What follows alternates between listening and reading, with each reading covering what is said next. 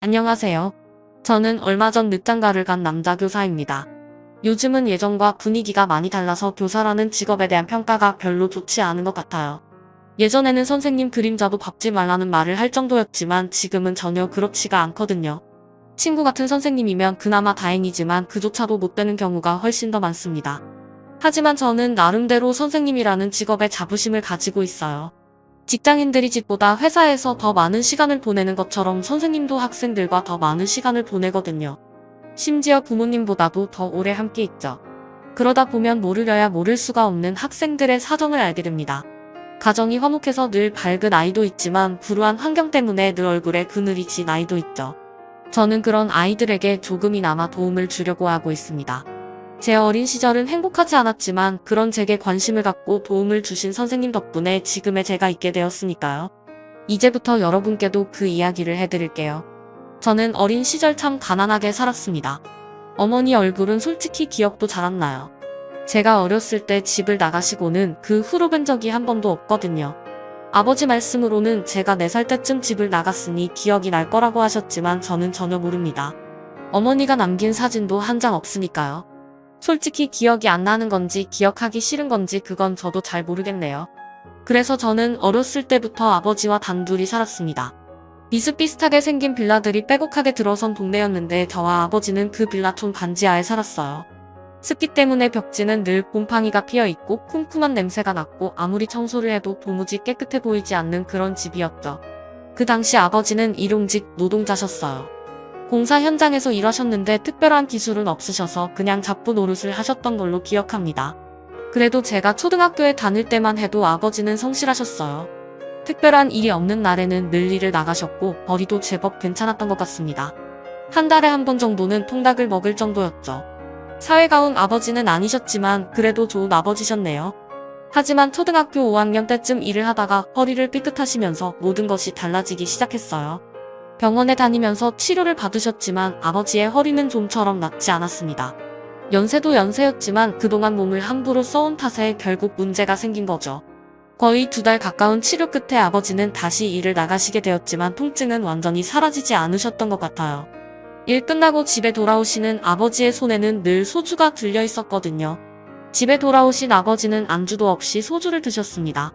처음에는 한 병으로 시작했지만 순식간에 3병, 4병이 되고 말았죠. 그렇게 아버지는 만취한 상태에서만 잠을 주무실 수 있었네요.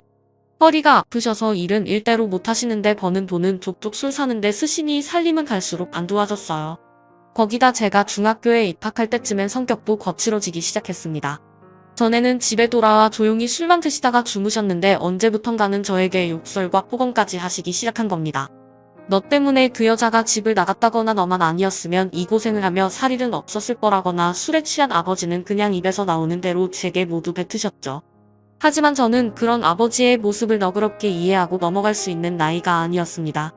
저도 중학교에서 아이들을 가르치지만 그 나이대의 아이들은 정말 예민하거든요. 별것 아닌 말에도 쉽게 상처받고 조금만 마음이 흔들려도 극단적으로 받아들이는 경우도 있죠. 차라리 4살, 5살 아기들이라면 예민해도 다루기는 훨씬 쉬울 거예요. 하지만 중학생들은 그렇지 않습니다. 정말 조심해야 돼요. 그만큼 사랑과 관심도 더 많이 필요하고요. 그런데 저는 그런 시기에 술에 취해 폭언을 퍼붓는 아버지와 함께 살아야 했어요. 그러니 성격이 좋을 수가 없었죠. 지금 생각하면 너무 부끄러워 자다가도 다시 이불 속에 숨고 싶은 마음이지만 그땐 제 마음에 화가 참 많았습니다. 아무 이유 없이 친구들을 때리기도 하고 불량한 친구들과 몰려다니며 돈을 빼앗기도 했어요. 담배는 당연히 피웠죠.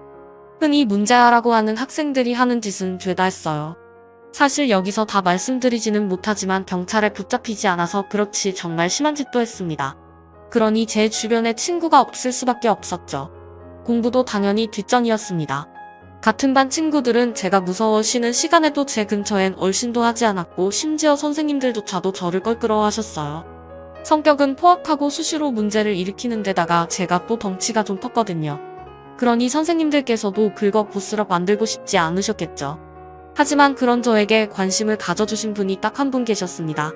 그분은 생명의 은인이나 다름없는 분이셨어요. 다들 저를 피할 때 그 선생님만은 저를 바라봐 주셨으니까요. 수업 시간에 엎드려 있어도 다른 선생님들은 저를 없는 사람 취급하셨지만 선생님께서는 한 번도 저를 빼놓지 않고 혼내셨습니다. 때때로 선생님은 저를 따로 부르셔서 고민거리를 물으셨어요. 선생님이 물었다고 단번에 제 속내를 털어놓진 않았지만 물어봐 주시는 것만으로도 고마웠습니다. 친아버지마저도 욕설을 퍼붓는 마당에 제게 관심을 가져주시는 유일한 분이셨으니까요. 그렇게 폭풍 같았던 중1을 보내고 2학년이 되었습니다. 저는 몰랐는데 그때 학교에서 말이 많았나 보더라고요. 학부모들 사이에도 제 소문이 나서 저와 같은 반에 있으려는 사람이 없었네요. 그것만이 아니었습니다. 심지어 선생님들조차도 제가 있는 반에 담임을 맡지 않으려고 하셨던 거죠. 나중에 그 이야기를 듣고 좀 속상했어요. 제가 문제를 정말 많이 일으키긴 했지만 그건 다 학교 밖에서 있었던 일이었거든요. 아무리 막 나가도 제 나름의 선이 있었는데 학교에선 조용히 있자는 거였죠. 뭐가 어떻게 됐든 졸업은 하고 싶었으니까요. 그런데 그렇게 다들 절 피했으니 사실 입이 10개라도 할 말은 없지만 그땐 그랬습니다. 그런데 그때 나서주신 것도 역시 선생님이셨어요. 당시 선생님께서는 출산 후 이제 막 복귀를 하신 거였는데도 말이죠. 2학년이 되어 새로운 반에 들어가게 되었는데 담임 선생님으로 그 선생님께서 들어오셨을 때 겉으로는 귀찮다며 투덜거렸지만 마음속으로는 얼마나 반가웠는지 모릅니다. 하지만 반가운 건 반가운 거고 그렇다고 제 생활이 바뀌진 않았네요. 선생님이 걱정하실까봐 전처럼 문제를 일으키진 않았지만 저는 여전히 학교에 다니는 둥 마는 둥이었어요. 나이가 드시면서 아버지의 폭언과 욕설은 조금 덜해졌지만 여전히 삶은 팍팍했거든요. 그러던 어느 날이었습니다. 담임 선생님과 면담 시간에 선생님께서 물으시더군요. 영준아 1학년 때 담임 선생님께 여쭤봤더니 아직 한 번도 아버님께서 학교에 오시거나 한 적이 없다는데 그게 사실이니? 제가 말을 안 하기도 했지만 선생님께서도 아버지에 관해 물으신 건 그때가 처음이었어요. 좋은 이야기도 아니고 하지만 선생님께 거짓말을 하고 싶진 않았습니다. 네, 저희 아버지가 조금 문제가 있으셔서요. 문제? 문제라면 어떤 문제를 말하는 거니? 선생님의 물음에 저도 모르게 울컥 서러움이 북받치더군요. 어머니가 없는 것도 아버지가 허리를 다치신 것도 그리고 이후에 달라져버린 아버지의 모습도 전부 선생님께 말씀드렸습니다. 그랬더니 저도 모르게 눈물이 왈칵 쏟아지기 시작했어요. 선생님께서는 그런 저를 포근하게 안아주셨네요. 아무 말씀도 하지 않으셨지만 저는 오히려 그게 더 감사했죠. 아마도 그때 저는 누군가 제 얘기를 들어주고 함께 가슴 아파해주길 바랐던 것 같네요. 그렇게 아마 한참을 울었을 겁니다. 제가 좀 진정이 되어가자 선생님께서 말씀하시더군요. 영준이가 그동안 혼자 고생이 많았겠구나. 하지만 아버지의 문제를 선생님이 해결해 줄 순 없단다. 그렇지만 다른 건 도와줄 수 있지. 다른 거요? 그래, 이제부터 공부를 해보면 어떻겠니? 역시 선생님은 선생님이라 이런 상황에서까지 공부를 말씀하시는구나 싶었지만 다른 분도 아니고 그 선생님이셨으니 저는 묵묵히 선생님의 말씀을 들었습니다. 영준이의 사정이 결코 평범하지 않다는 건 선생님도 알겠어. 하지만 그게 앞으로도 계속 그렇게 살아야 할 이유가 되진 않는단다. 너도 언젠가는 성인이 될 텐데 그때까지도 계속 이렇게 무기력하게 지내면 지금의 삶에서 벗어나기 어려울 거야. 선생님 말 무슨 뜻인지 알겠니? 하지만 이제 와서 공부한다고 될까요? 이미 1년이나 허비했는데요. 그리고 저희 집 사정에 대학도 못 갈 테고. 그러자 선생님께서는 진지한 표정으로 말씀하셨어요. 그건 영준이 내가 노력하기에 달린 거란다. 이 선생님도 학창시절에는 사고도 많이 치고 그랬어. 그래도 지금은 이렇게 선생님이 되었잖니. 그러니까 이 선생님 말을 믿어보렴. 영준이 너라면 분명 해낼 수 있을 거야. 사실 그때는 반신반의했습니다. 원래 또 공부를 잘하는 편이 아니었는데다가 1년이나 놀았으니 따라가기는 훨씬 더 어려울 게 뻔했기 때문이죠. 그럼에도 불구하고 저는 다시 공부를 시작했어요. 지저분하던 머리도 자르고 아침 일찍부터 저녁 늦게까지 학교에서 지내며 그동안 손에서 놓았던 공부를 했죠. 공부를 해서 뭔가가 될 거라는 생각을 한 건 아니었어요.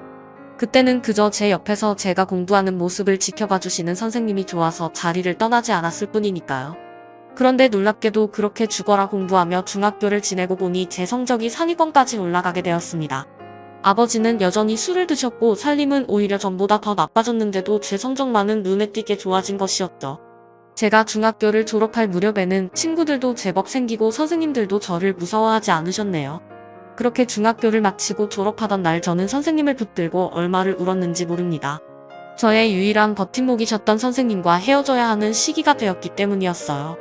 선생님께서는 그런 저의 등을 쓸어내리시며 말씀하셨죠. 영준아, 지난 2년간 수고 많았어. 고등학교에 올라가서도 그 마음 잃지 말아야 한다. 어려운 일이 생기면 언제든 선생님한테 전화하고, 알겠지? 그렇게 저의 중학생 시절은 한편으로는 화려하게, 또 다른 한편으로는 치열하게 마무리되었습니다. 고등학교에 올라가서도 저는 손에서 책을 놓지 않았어요. 이제는 그 선생님이 계시지 않지만 공부만이 답답한 삶의 유일한 탈출구가 되어 주었으니까요. 그러면서도 늘 선생님이 그리웠지만 연락을 드리지는 않았습니다. 선생님께서 저 하나 때문에 너무나 많이 희생하셨다는 것을 뒤늦게 깨달았거든요. 무엇보다 혼자 힘으로 일어나서 제대로 된 어른이 된 모습을 선생님께 보여드리고 싶었죠. 그렇게 고등학교를 무사히 마친 저는 지방국립대 사범대에 입학했습니다.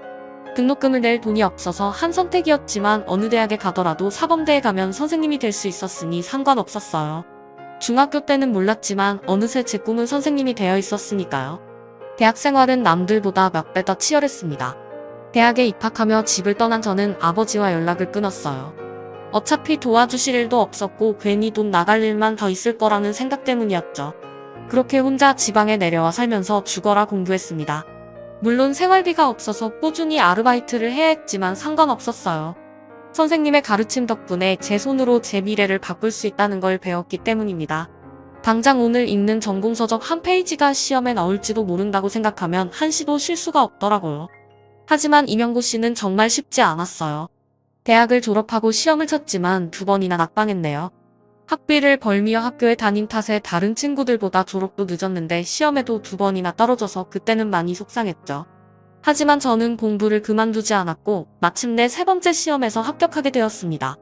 그때는 정말 날아갈 것처럼 기쁘더라고요. 처음 100점짜리 시험지를 받았을 때나 원하는 대학교에 합격했을 때와는 비교조차 할 수 없었죠. 제 꿈이 이루어진 것이기도 했고 어엿한 한 명의 어른으로서 자립할 수 있게 되었으니까요. 그렇게 임영구 씨에 합격한 후 저는 지방의 중학교의 역사 선생님으로 가게 되었습니다. 처음 아이들을 맡게 되었을 때는 가슴이 벅차올랐어요. 사실 중학생이라고 해도 아직 애들이잖아요. 많은 분들이 사고치는 아이들이 얼마나 많은데 그런 소리를 하냐고 하시지만 막상 학교에서 보면 녀석들은 여전히 애입니다. 변성기가 와서 목소리는 이상하고 위아래로 잡아 늘려놓은 것처럼 다들 길쭉길쭉한데 아직 덜 자라서 코에는 수염 비슷한 게 나있고 그 어설픈 모습이 꼭 닭 중에서도 닭 같습니다. 그런 애들을 보니 문득 절연한 아버지가 떠오르더군요. 그래서 여름방학 때 며칠 날을 잡아서 정말 오랜만에 고향을 찾았어요. 하도 오랫동안 연락을 안 해서 연락처도 없었거든요. 할 수 있는 건 그냥 예전 기억을 더듬어 전에 살던 집에 찾는 것뿐이었습니다. 계실지도 확실치 않았지만 그렇게라도 한번 찾아보고 싶었네요. 그런데 막상 집을 찾아가니 아버지는 여전히 그 반지하 빌라에 살고 계셨어요. 제가 살 때보다 집은 훨씬 더 엉망이었어요. 아버지가 계시긴 했지만 한눈에 봐도 병세가 심각한 모습이셨죠. 그날 저는 힘없이 웃으시는 아버지를 끌어안고 펑펑 울고 말았습니다. 아버지는 얼마 지나지 않아 돌아가셨어요. 저는 당연히 간 문제라고 생각해서 이시까지 생각하고 있었는데 의사 선생님께 여쭤보니 그것만이 문제가 아니었더라고요. 식사도 불규칙하고 음주도 잦아서 장기 곳곳이 상했다는 것이었습니다. 그나마 다행이라면 아버지의 임종을 지킬 수 있었다는 것 정도였네요. 아버지를 찾고 또 보내드린 일은 저에게 있어서는 일종의 분기점이었어요. 그때까지도 저는 여전히 암담했던 청소년기의 그늘에서 완전히 벗어나지 못하고 있었거든요. 아이들을 가르치면서도 늘 우울했고 목표를 잃어버려 무기력했죠. 하지만 아버지를 보내드리고 난 후에는 다시 삶의 의욕을 찾을 수 있었습니다. 뭔가 저를 오라매고 있던 사슬 같은 게 풀린 것 같은 느낌이었어요. 그렇게 저는 열심히 아이들을 가르치며 시간을 보냈어요. 그리고 제가 30살이 되던 해 처음으로 담임을 맡게 되었죠. 이제 막 학교에 입학한 1학년을 맡게 되었는데 그때는 정말 의욕이 넘쳐섰습니다. 아이들이 귀찮다고 할 정도로 따라다니며 성격은 어떤지, 반 분위기는 또 어떤지, 혹시 문제가 있는 아이들은 없는지 확인했어요. 그 모두가 다 선생님께 배웠던 것들이었죠. 그러다가 한 아이가 경제적 사정 때문에 고통을 겪고 있다는 사실을 알게 되었습니다. 그런데 그게 좀 많이 늦었어요. 한 학기가 거의 다 지나던 시점이었으니까요. 그 아이는 평소 성격도 밝고 공부는 무척 잘해서 평가시험 같은 걸 보면 늘 1등을 놓치지 않는 아이였습니다. 그런데 알고 보니 아이는 연로하신 할머니와 단둘이 살고 있었더라고요. 당연히 제 어린 시절이 생각났죠. 사실 이렇게 이야기하면 제가 좀 부끄럽긴 합니다. 비슷한 환경에서 저는 삐뚤어졌지만 그 아이는 흔들림이 없었으니까요. 저는 그런 나이가 참 기특하고 대견했어요. 그래서 알게 모르게 아이를 많이 도와주었죠. 때로는 책이나 문제집을 가져다 주기도 했고 돈이 없어서 현장 체험학습에 빠질 것 같으면 제가 대신 내주기도 했습니다. 처음엔 아이가 제 도움을 부담스러워했어요. 그래서 제가 하루는 날을 잡고 아이를 교무실로 불러 이야기했죠. 그런데 그때 선생님을 도와주신 선생님이 계셨단다. 그분 덕분에 이렇게 선생님이 된 거야. 나는 그때 그 선생님께 받은 걸 너한테 갚는 거고. 그러니 부담스러워할 필요 없단다. 정 부담스러우면 나중에 내가 어른이 되면 나와 같은 어려움에 처한 아이들을 도와주면 돼. 그제야 아이는 제 도움을 받아들여 주었습니다. 그런 걸 보면 참 영특한 나이였어요. 저였다면 도와주는 게 고마워서 넙죽넙죽 받았을 텐데 아이는 그러질 않았으니까요. 이후 아이는 별탈 없이 학교를 졸업했습니다. 고등학교에 들어가서도 종종 연락이었어요. 저 때는 그런 게 없었지만 이제는 핸드폰이 있으니 언제든 연락을 할 수가 있었으니까요. 그러던 어느 날이었습니다. 아이가 전화를 했는데 뜬금없이 울먹이는 게 아니겠어요? 왜 그래? 무슨 일 있니? 왜 울어 선생님, 할머니가. 저희 할머니가 돌아가셨어요. 아이의 말을 듣자마자 저는 만사 제쳐두고 아이를 찾아갔습니다. 아이의 마음이 어떨지 너무 걱정되더라고요. 병원에 있던 아이는 망연자실한 모습으로 대기실에서 멍하니 앉아 있었어요. 그 모습이 저의 어린 시절과 겹쳐 보이는데 어찌나 안쓰러워 보이던지. 하지만 제가 할 수 있는 건 아이에게 기댈 어깨를 빌려주는 것뿐이었네요. 할머니의 장례식은 제가 나서서 치러드렸습니다. 달리 도움을 줄 수 있는 어른이 없기도 했지만 그런 일이라도 돕고 싶었으니까요. 장례를 치르는 내내 저는 아이의 마음이 무너지지 않기를 간절히 바랬어요. 하나 남은 피부치가 세상을 떠난다는 게 어떤 마음인지 누구보다 잘 알았으니까요. 그 덕분인지 그 후로도 아이는 삐뚤어지지 않았고 공부도 열심히 했네요. 이후에도 저는 여전히 중학교에서 아이들을 가르쳤지만 버는 돈의 일부는 그 아이를 돕는 데 썼습니다. 보조금이 나오긴 했지만 그것만으로는 살기가 힘들었거든요. 그런 열악한 환경 속에서도 아이는 고등학교 내내 전교 1등을 놓치지 않았어요.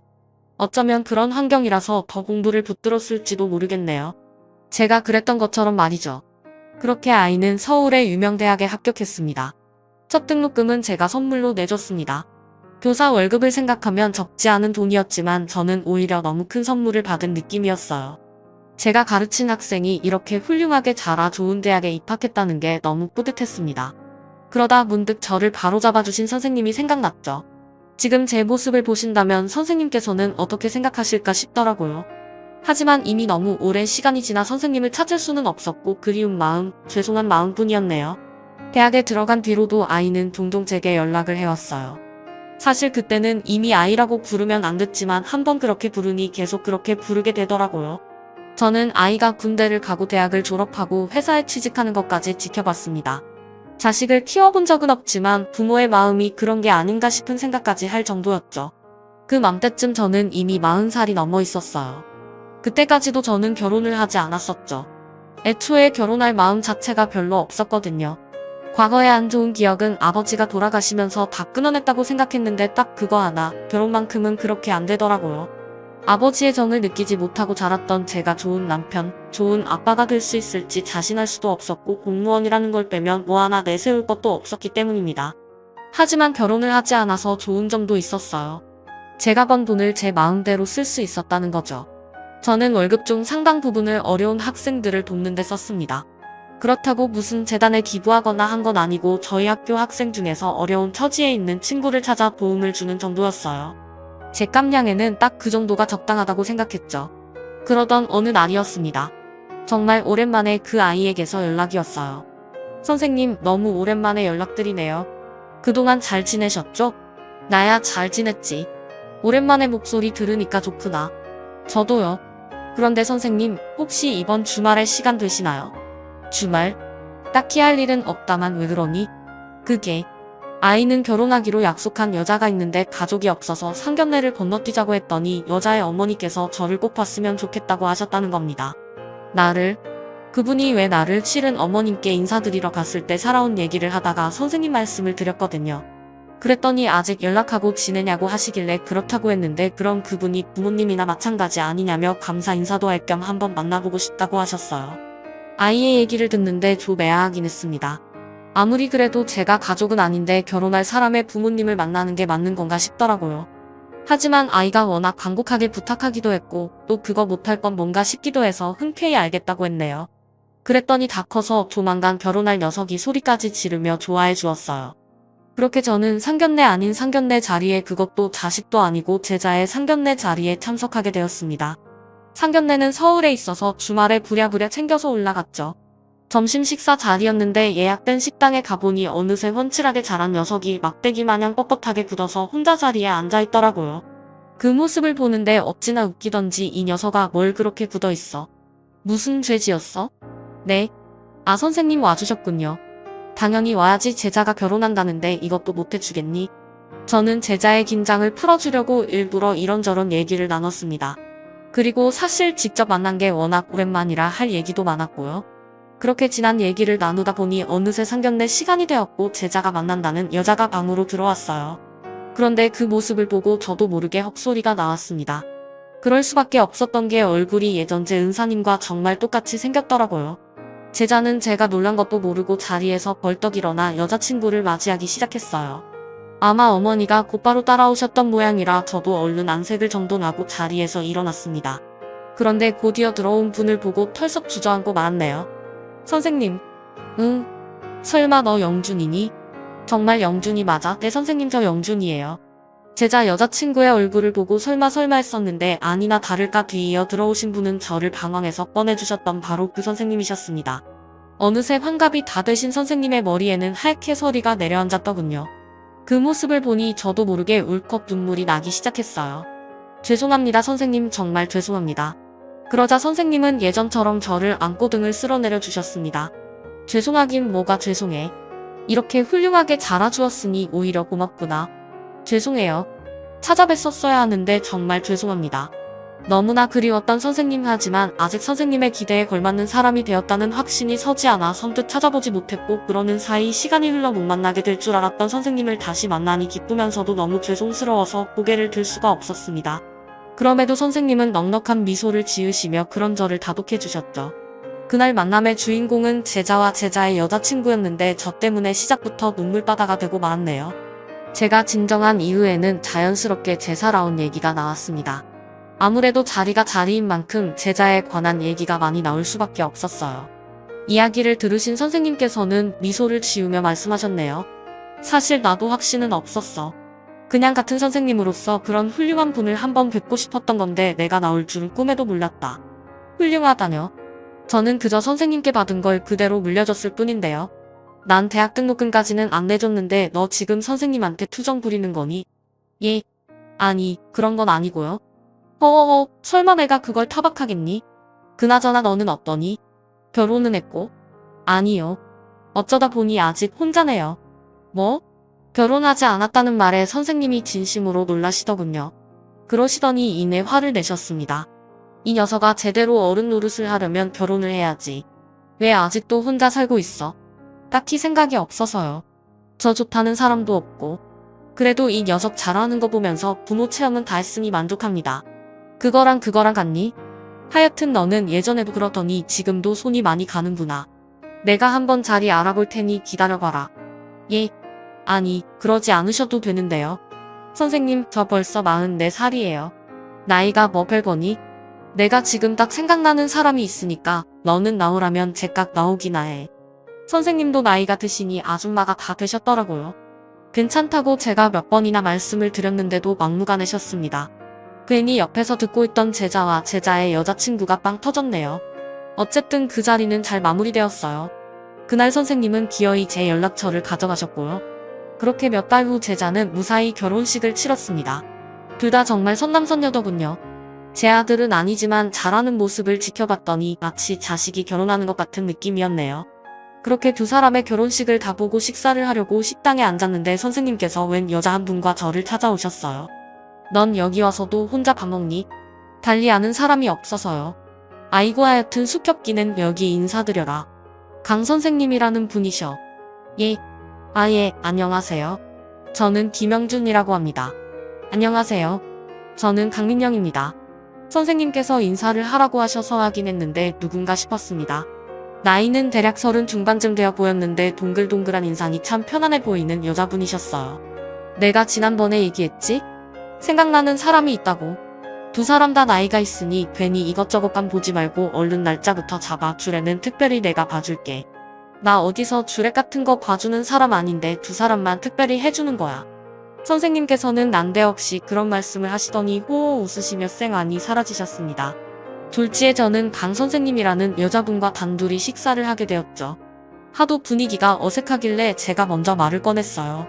아, 그게 뭐가 어떻게 된 건지 모르겠네요. 그러게요.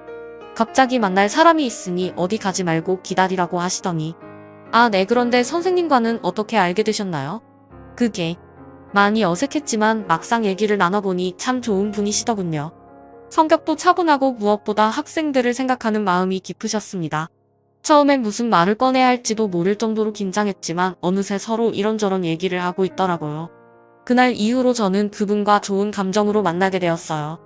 선생님 말씀대로 둘 다 나이가 있어서 아무래도 결혼을 생각하지 않을 수가 없겠더라고요. 덕분에 만난 지 반년도 안 돼서 번개불에 콩 볶아먹듯 결혼식을 올렸고 지금은 다음 달이면 쌍둥이까지 태어날 예정입니다. 돌아보면 참 파란만장한 인생이었던 것 같아요. 선생님의 도움이 아니었다면 언제든 파도에 떠내려갈 수 있었죠. 하지만 저는 선생님 덕분에 제 길을 찾을 수 있었고 이제는 선생님의 가르침대로 학생들을 가르치고 있습니다. 가정도 이뤘고요. 요즘도 선생님과는 종종 연락하고 지냅니다. 어쩌다 연락이 좀 늦으면 제자 키워봐야 다 소용없다는 등 결혼하더니 아내만 챙긴다는 등 별소리를 다 하세요. 하지만 그 안에 담긴 반가운 마음은 변함이 없으시네요. 지금까지 제 이야기를 들어주셔서 감사합니다.